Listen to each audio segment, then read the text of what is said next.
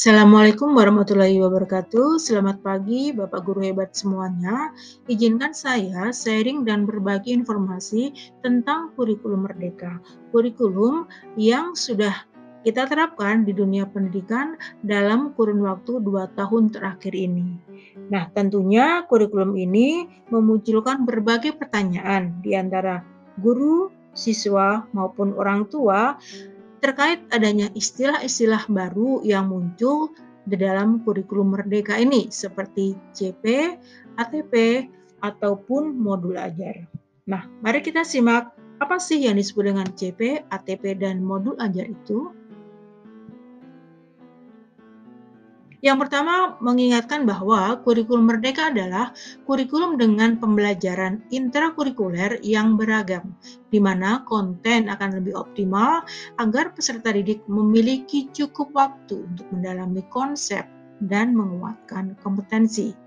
Guru memiliki keleluasaan untuk memilih berbagai perangkat ajar sehingga pembelajaran dapat disesuaikan dengan kebutuhan belajar dan minat peserta didik. Dalam kurikulum Merdeka ini mengedepankan keberagaman pembelajaran intrakurikuler. Secara umum, kurikulum Merdeka memuat 3 tipe pembelajaran. Yang pertama, pembelajaran intrakurikuler. Pada pembelajaran ini, guru diberi kebebasan untuk menentukan perangkat ajar yang sesuai dengan kompetensi peserta didik. Yang kedua adalah pembelajaran kokurikuler. Pembelajaran yang berorientasi pada penguatan profil pelajar Pancasila sebagai wujud pengembangan karakter peserta didik. Dan yang ketiga adalah pembelajaran ekstrakurikuler. Pembelajaran ini merupakan tambahan yang bisa dipilih sesuai dengan minat dan bakat peserta didik. Nah, ini yang disebut dengan capaian pembelajaran atau yang biasa disebut dengan CP. Capaian pembelajaran dikenal juga dengan istilah Learning Achievement, Achievement Standard, or Learning Outcomes.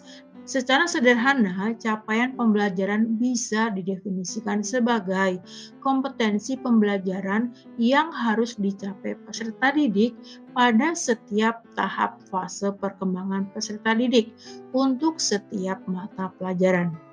Capaian pembelajaran ini terdiri dari sekumpulan kompetensi dan lingkup materi yang disusun secara komprehensif dalam bentuk narasi. Istilah capaian pembelajaran dalam kurikulum Merdeka ini sama dengan istilah KI atau kompetensi inti dan kompetensi dasar dalam kurikulum 2013. Capaian pembelajaran dalam kurikulum Merdeka ini terdiri dari 6 fase, fase A sampai fase F, atau tahapan yang meliputi seluruh jenjang pendidikan dasar dan menengah dari SD, SMP, sampai SMA.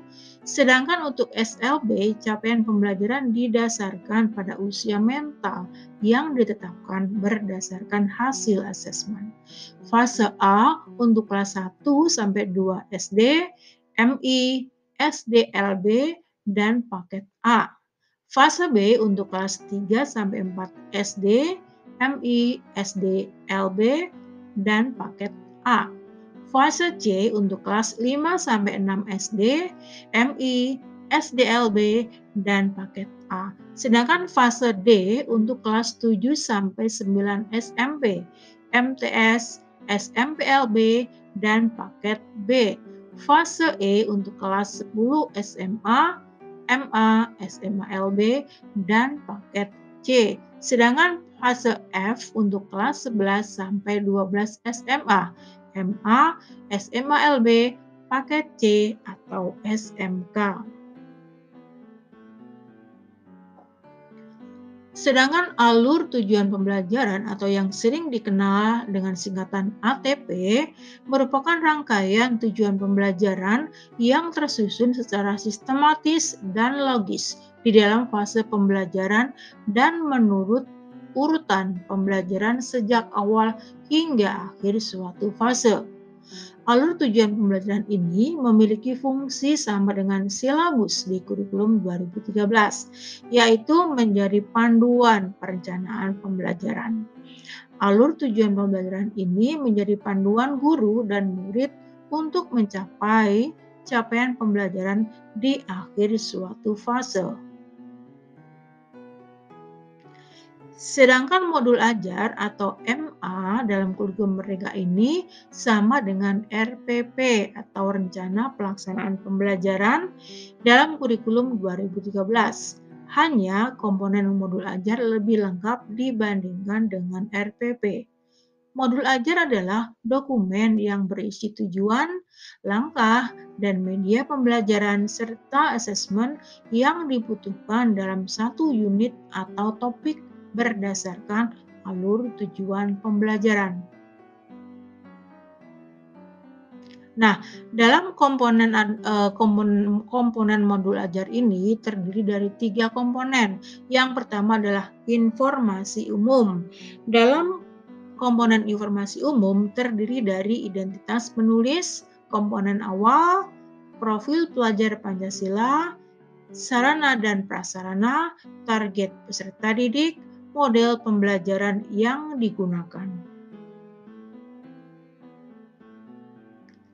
Sedangkan dalam komponen yang kedua, yaitu komponen informasi inti, terdiri dari tujuan pembelajaran, pemahaman bermakna, pertanyaan pemantik, kegiatan pembelajaran, asesmen, refleksi peserta didik, dan pendidik. Dan yang ketiga, komponen ketiga adalah lampiran.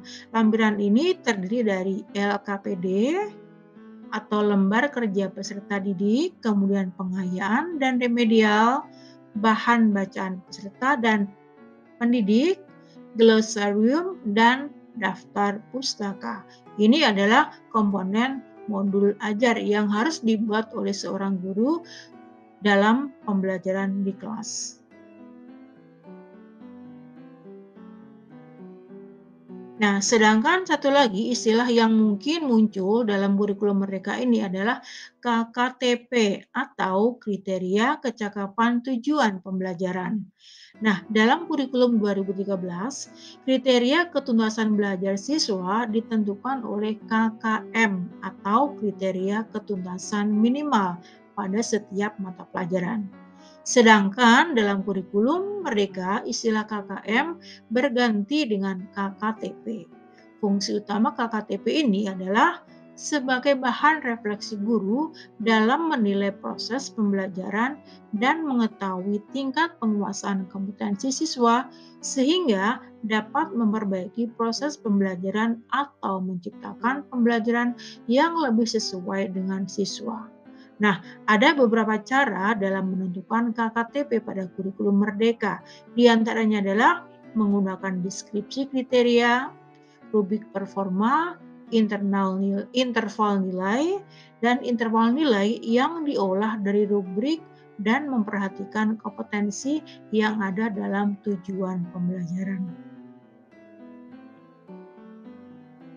Nah, baiklah Bapak Ibu semuanya, demikianlah sharing berbagi informasi tentang kurikulum Merdeka.